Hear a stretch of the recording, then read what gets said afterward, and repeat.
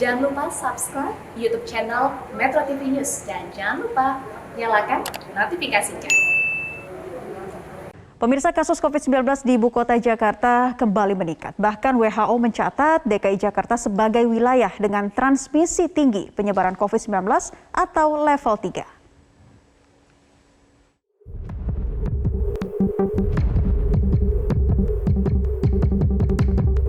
Dinas Kesehatan DKI Jakarta mencatat 7 wilayah zona merah COVID-19 di tingkat RT di Jakarta.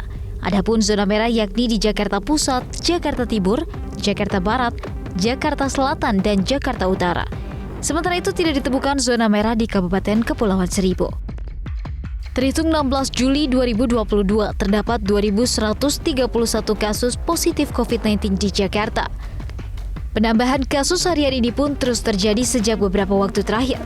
Wakil Gubernur DKI Jakarta Ahmad Riza Patria pun meminta warga kembali memperketat prokes COVID-19.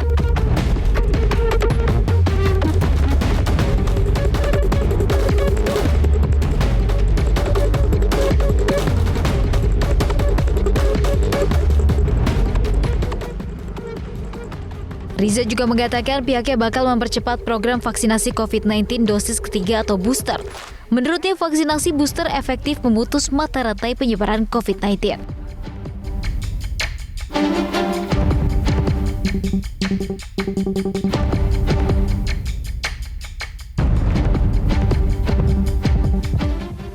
Sebelumnya, Organisasi Kesehatan Dunia merilis laporan penyebaran COVID-19 di DKI Jakarta sebagai wilayah dengan transmisi tinggi penyebaran COVID-19 atau level 3. Hal ini tak lain karena data Jakarta mencatatkan transmisi sebanyak 73,8 per 100 ribu. Dan untuk lebih lanjut membahas terkait peningkatan kasus COVID-19 saat ini dan apa saja yang harus diantisipasi, kita sudah terhubung dengan Kepala Bidang Pengembangan Profesi Perhimpunan Ahli Epidemiolog Indonesia, Mas Dalina Pane. Selamat sore, Ibu Mas Dalina. Selamat sore. Selamat sore, Naila. Iya, Bu Mas Dalina, kalau kita melihat perkembangan atau update kasus COVID-19 nasional, datanya per 17 Juli 2022 ini sebetulnya mengalami penurunan dari sebelumnya 4.000 kasus, kemudian menjadi 3.500-an kasus harian. Tapi positivity rate masih di angka 9,09% dan rata-rata orang yang dites ini konstan, 60 ribuan per hari. Bagaimana Anda melihat perkembangan kasus COVID-19 nasional sejauh ini, Bu Mas Dalina? Iya, kalau kita lihat memang terjadi peningkatan selama beberapa minggu terakhir untuk COVID-19 dan positivity rate-nya, terutama di Jakarta. Tetapi untuk Jakarta kami bisa membaca laju transmisi di Jakarta karena 70% tes itu ada di Jakarta. Jadi memang Jakarta ini mengalami peningkatan yang cukup signifikan dan positivity rate juga meningkat. Tetapi wilayah-wilayah lain mungkin sama dengan Jakarta, tetapi karena tesnya sangat rendah sehingga laju transmisi itu sulit sekali untuk kita ketahui. Tapi yang pasti ini kita semua sudah tahu penyebabnya apa, yaitu triple mutan. Triple mutan itu karena pada hari ini juga sudah diumumkan BA2.75 generasi kedua dari BA2 itu juga sudah masuk. Jadi ada 3 subvarian baru yang saat ini mendominasi di Indonesia. BA2.75, BA4, dan BA5. Dan BA5 lebih dominan dibandingkan dengan BA4. Ini yang menjadi penyebabnya.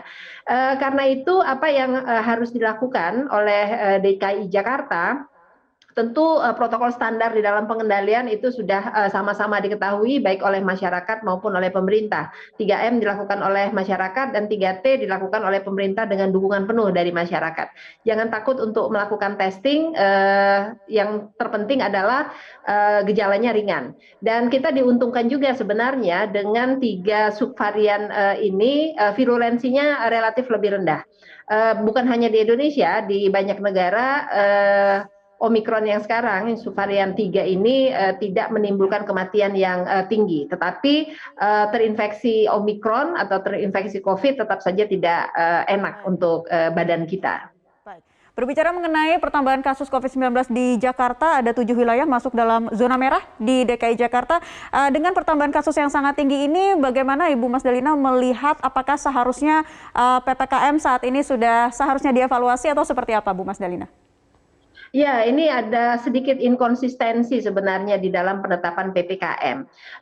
Di awal minggu lalu PPKM itu ditetapkan level 2 dan kami sepakat dengan itu, tapi dalam waktu 1 hari kemudian diubah menjadi level 1 dan saat ini ada perubahan kebijakan di mana pengumuman PPKM itu saat ini dilaksanakan 1 bulan.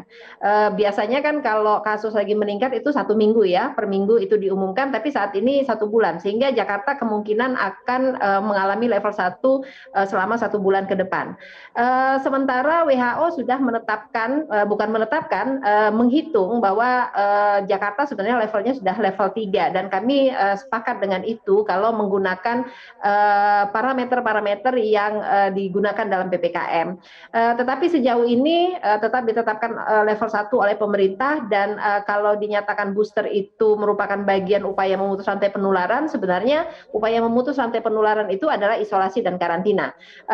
Sementara booster atau vaksin sendiri itu memberikan imunitas bagi kita agar kita kalau terinfeksi tidak terlalu berat. Tetapi untuk Omikron memang karakteristik virusnya menunjukkan bahwa subvarian ini tidak virulen atau tidak ganas dan bukan cuma di Indonesia, di berbagai negara juga sama. Bahkan di Afrika dengan dengan cakupan vaksinasi yang rendah, ini juga tidak menimbulkan hospitalisasi yang tinggi dan kematian yang tinggi di seluruh dunia.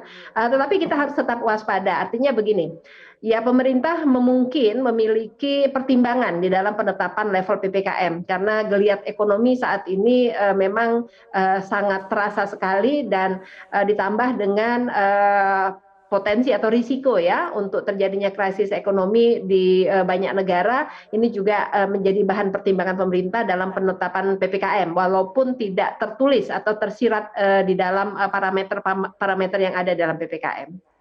Baik, Bu Mas Dalina, kita berbicara mengenai vaksin booster yang saat ini menjadi syarat untuk bisa beraktivitas di ruang publik. Tapi nyatanya ada 53 juta penduduk Indonesia atau sekitar 19% saja nih yang sudah di booster. Nah, kalau Bu Mas Dalina melihatnya seperti apa? Siapa yang membuat masyarakat Indonesia kok susah begitu ya untuk di booster daripada divaksinasi? Ya, sebenarnya vaksinasi dosis 2 kita sendiri juga belum mencapai 70%. Vaksinasi dosis 2 kita itu baru di 62% dan stuck di angka itu selama lebih kurang 2 bulan. Jadi angka 50 juta untuk booster ketiga itu menurut saya sudah merupakan prestasi yang baik. Apalagi itu sebagian besar berada di kota-kota besar. Karena yang berkepentingan terhadap booster itu rata-rata mereka yang bermobilisasi cukup luas. Karena sejak puasa dan lebaran itu sudah ditetapkan sebagai salah satu regulasi untuk mereka melakukan perjalanan. Artinya kalau dia belum booster, dia masih tetap harus dilakukan pemeriksaan antigen. Sementara kalau sudah booster tidak membutuhkan antigen lagi. Jadi sebenarnya angka 50 juta itu sudah merupakan hal yang baik untuk di kota-kota besar. Tetapi yang menjadi PR kita saat ini masih yang dosis 2 62% ini mau sampai kapan tercapai 70%-nya? Ini yang harus terus didorong. Saya kira catatan-catatan yang harus terus didorong terkait juga vaksinasi yang perlu dikejar dan juga booster tadi semoga semakin terus ada penambahan masyarakat yang melakukan vaksinasi booster. Terima kasih Ibu Mas Dalina Pane selaku epidemiolog sudah bergabung di kesempatan Sisi Metropolitan kali ini. Salam sehat selalu Bu Mas Dalina.